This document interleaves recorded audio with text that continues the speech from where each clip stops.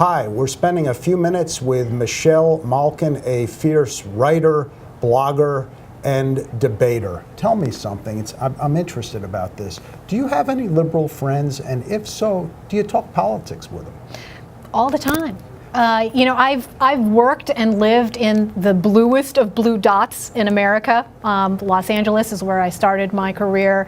I moved up to Seattle, worked for the Seattle Times there, and was really in the belly of the beast, a minority, if there ever was one, ideologically. My husband was born and bred in Berkeley, California, and was my first convert. I always like to brag. My in-laws are die-hard Democrats, never have voted for an R in their life. Actually supported Jesse Jackson for president, not as a joke. There are many friends that I count that are left of center.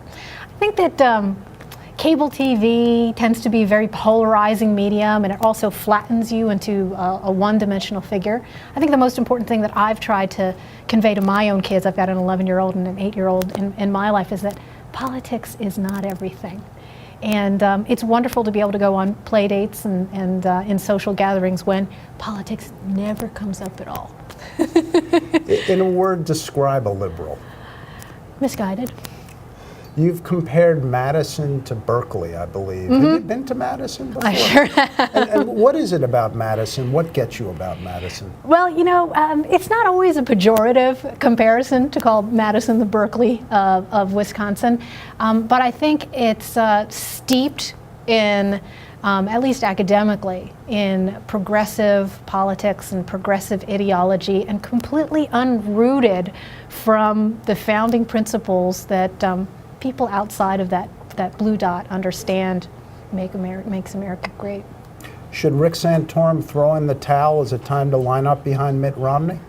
I don't think so. I think we let the process play out. Otherwise, voters in Wisconsin wouldn't have been able to weigh in. And I think every vote counts. I'm not afraid at the prospect of a brokered convention. People are afraid of chaos and contention, but I support competition in all marketplaces, and especially in politics. Last question. If at the convention somebody's looking for a vice presidential candidate from Wisconsin, who should it be? Paul Ryan, Scott Walker, Ron Johnson? The fact that the pickings are so great in this state is, I think, an endorsement of what voters have done here in supporting these fiscal heroes. Any one of them would be fabulous. Terrific. Thank you very much. You've had.